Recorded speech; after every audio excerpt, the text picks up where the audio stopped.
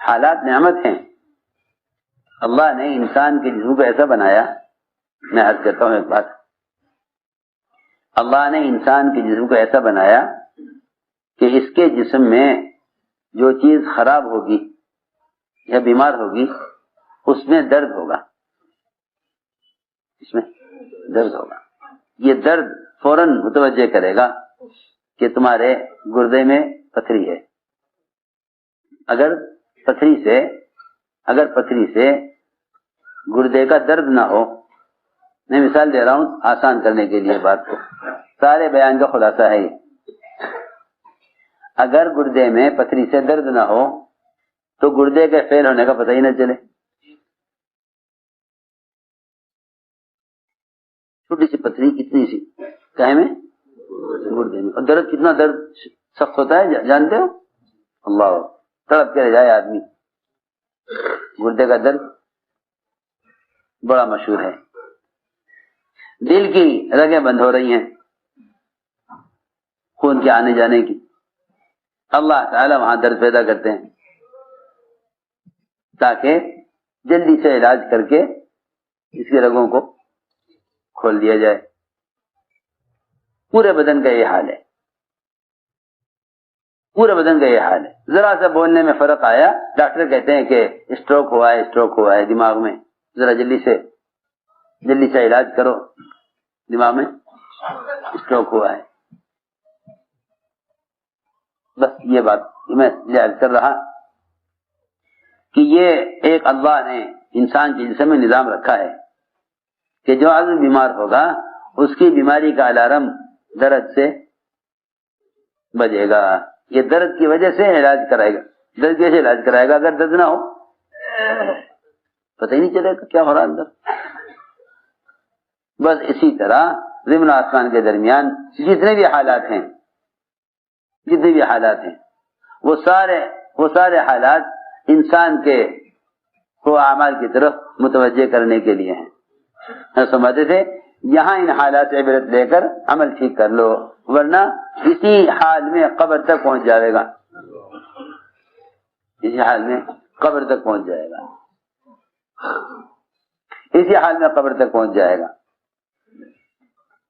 اس لیے دوستو عزیزو، نقل و حرکت اس لیے ہے چل پھر کر حالات کو دیکھو. ان حالات کو دیکھ کر آج کل کے لوگوں کا حال یہ ہے کہ وہ ان حالات سے بجائے اللہ کے قریب ہونے کے اور دور ہو جاتے ہیں. کیوں؟ کہ وہ حالات کا حل اللہ کے غیر میں تلاش کرتے ہیں. جن کے اسباب غرق ہو جاتے ہیں وہ نئے اسباب تلاش کرتے ہیں. جو بھی نقصان کو اسباب سے جوڑتا ہے نا، وہ اور مزید اسباب لاتے ہیں. وہ کہتے ہیں یہ اسباب صحیح نہیں ہے، اور اسباب لاؤ. پھر اللہ ناکامی لاتے ہیں، پھر کہتے ہیں اور اسباب لاؤ. بعض سے بیچارے ایسے ہیں جو اس سے تنگ آ کر ان کے پاس کوئی سبب نہیں رہتا سوائے خودکشی کے، کہ آخر میں لا کر اپنے آپ کو ختم کر لیتے ہیں. کیونکہ انہیں جب اسباب میں کسی طرح حل نظر نہ آئے گا تو واپس پلٹنے کی تو گنجائش نہیں، آگے کوئی راستہ نہیں، وہ اپنے آپ کو ختم کر لیتے ہیں. خودکشی لوگ کرتے ہی جب وہ اسباب کی دنیا میں انتہا کو پہنچ جاتے ہیں. انہیں کوئی راستہ نظر نہیں آتا سوائے اس کے کہ دنیا سے نکلیں. حالانکہ دنیا سے نکلنا مسئلے کا حل نہیں ہے. دنیا سے نکلنا مسئلے کا حل نہیں ہے.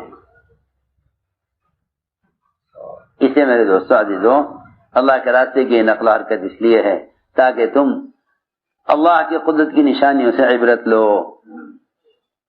قدرت کی نشانیوں سے عبرت لو.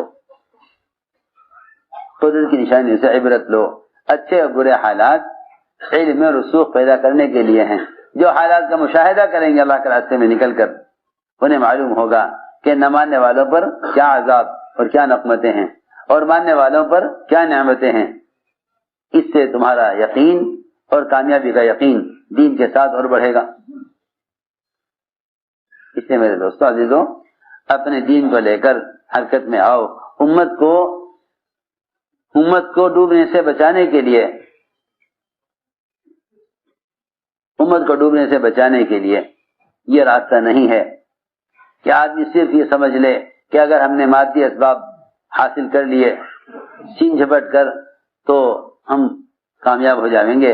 اگر اس سے دنیا کی 4 روزہ زندگی بن بھی گئی تو آخرت کے بننے کا تو اس سے کوئی تعلق نہیں ہے.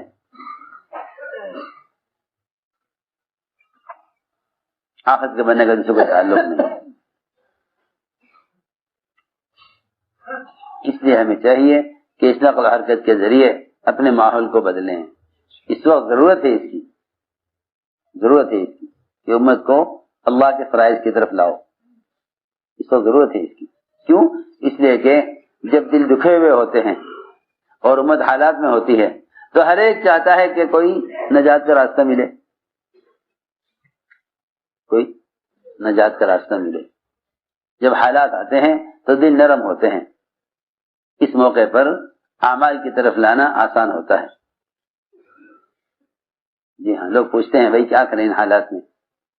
یہ حالات میں عمل کی طرف لانا آسان ہوتا ہے. خواہش کے نقشے سے نکالنا عمل کی طرف مشکل ہوتا ہے، لیکن حالات اور مصائب کے زمانے میں اعمال کی طرف لانا آسان ہوتا ہے کہ قلوب نرم ہو جاتے ہیں. قلوب نرم ہو جاتے ہیں، قلوب نرم ہوتے ہیں.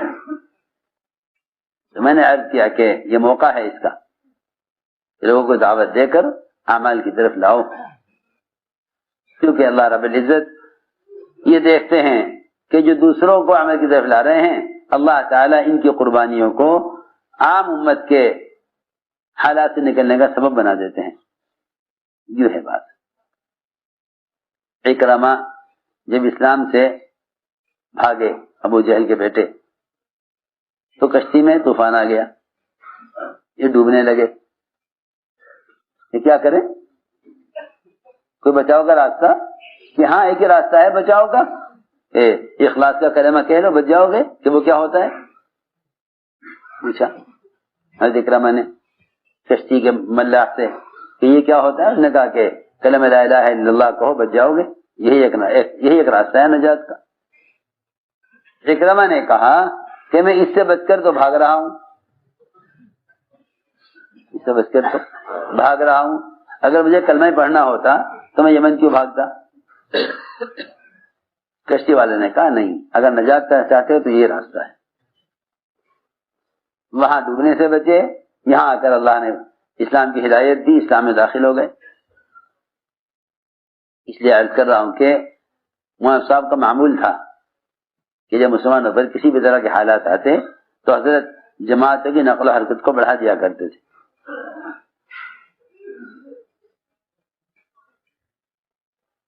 یہ نہیں کہ حالات میں آج کل لوگ وظیفے پوچھ رہے ہیں. آج کل لوگ وظیفے پوچھ رہے ہیں، وظیفے کہ بھائی کوئی وظیفہ بتاؤ جس سے بیٹھ کے پڑھنے. کوئی کہہ رہا یہ ختم کر لو، کوئی کہہ رہا وہ ختم کر لو، کوئی کہہ رہا یہ ختم کر لو، کوئی کہہ رہا وہ ختم کر لو. اور میں یہ سوچتا ہوں، میں نے کہا جن فرائض کے چھوڑنے کی وجہ سے حالات آ رہے، کیا یہ حالات وظائف سے ٹھیک ہو جائیں گے؟ سوچو تو صحیح. حالات آ رہے ہیں فرائض کے چھوڑنے سے ٹھیک ہو جائیں گے وظائف کے پڑھنے سے؟ لو تو بات بھی ہے بلا. جی ہاں، پوری رات بیٹھ کے یہ وظیفہ پڑھ لو حالات ٹھیک ہو جائیں گے. ارے تم پوری رات پڑھ کے سوتے آرام سے، اٹھ کے فجر کی نماز پڑھ لیتے، اللہ اسی پہ حالات بدل دیتے. سے پڑھ لے، اسے پوری رات کی عبادت کا اجر ملتا ہے. میں یہ کہنا چاہتا ہوں کہ اس زمانے میں فرائض سے زیادہ آسان وظائف ہیں. ہاں جی، کوئی وظیفہ بتا دو، مشائخ بزرگوں کے پاس جائیں گے کہ جی یہ حالات ہو رہے ہیں اس وقت مسلمانوں پر، کوئی وظیفہ بتاؤ، کوئی وظیفہ. حالانکہ سب کو یہ بتانا چاہیے کہ حالات فرائض کے چھوڑنے کی وجہ سے ہیں. تم جاؤ، نکل جاؤ اپنے مکان گھر چھوڑ کر اور لوگوں کو دعوت دے کر فرائض کی طرف لے آؤ. میں تمہیں کیا بتاؤں، پتہ نہیں سمجھ میں آئے گی بات یا نہیں. رات میں یہ سوچ رہا تھا، سن 47 میں جب ملک تقسیم ہوا، 46 کی حضرت کا بیان مولانا صاحب کا 1 سال پہلے 46 مولانا صاحب کا بیان. حضرت کہہ رہے مجمع سے میں تم سے خدا کی قسم کھا کر کہہ رہا ہوں اس وقت تھوڑا سا پیسہ لے کے ملک کے اندر نکل جاؤ ورنہ سارا کچھ چھوڑ کے ملک سے باہر نکلنا پڑے گا. یہ حضرت 46 کا بیان ہے. قسم کھا کے فرمایا مجمع سے میں تم سے خدا کی قسم کھا کر کہتا ہوں اس وقت تھوڑا سا پیسے لے کر ملک کے اندر نکل جاؤ اللہ کے راستے میں. اگر یہ نہیں کرو گے تم اب تو تمہیں سب کچھ چھوڑ کر ملک سے نکلنا پڑے گا. یہ حضرت 47 سے پہلے.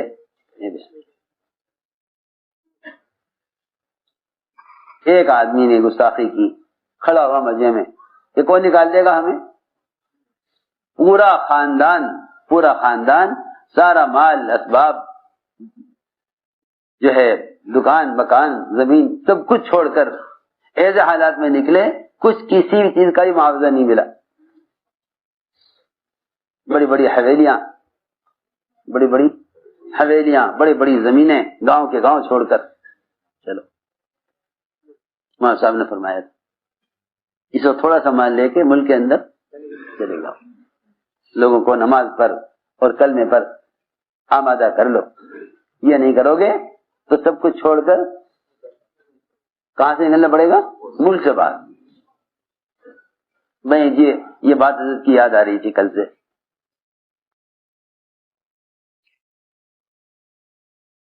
یہ وقت ہے اس کا. ہم تو بات پڑھتے ہی ہیں, ہم تو روزہ رکھتے ہی. ارے تم نماز پڑھتے ہو, تم روزہ رکھتے ہو, تمہاری نماز روزے سے تھوڑی حالات بدلیں گے. تمہاری نماز روزے سے حالات تھوڑی بدلیں گے. تمہاری نماز روزے سے حالات نہیں بدلیں گے. تم دوسروں کو نماز روزے پر لے آؤ گے تو حالات بدلیں گے. یہ میں تم سے قرآن حدیث کی بات سیدھی کہہ رہا ہوں. قرآن حدیث بھرے ہوئے ہیں اسے کہ تم حالات سے اپنے اعمال کے ذریعے نہیں نکل سکتے. تم حالات سے جب نکلو گے جب دوسروں کو تم غفلت سے نکال لو. اس لیے کہ اگر پیر کے انگوٹھے میں زخم ہے تو یہ نہیں کہا جاتا کہ پیر کا انگوٹھا بیمار ہے. میں نے کہا بھائی فلاں صاحب بیمار ہیں. فلاں صاحب کیوں بھائی کیا کہتے ہیں؟ فلاں صاحب حالانکہ پیر کا انگوٹھا بیمار ہے مگر بیماری کی نسبت پورے آدمی کی طرف کی جاتی ہے, پورے شخص کی طرف. ہماری بات سمجھ میں آ رہی؟ بیماری کی نسبت کی جاتی ہے پورے شخص کی طرف. فلاں صاحب بیمار ہیں حالانکہ بیماری کہاں ہے؟ صرف پیر کے انگوٹھے میں.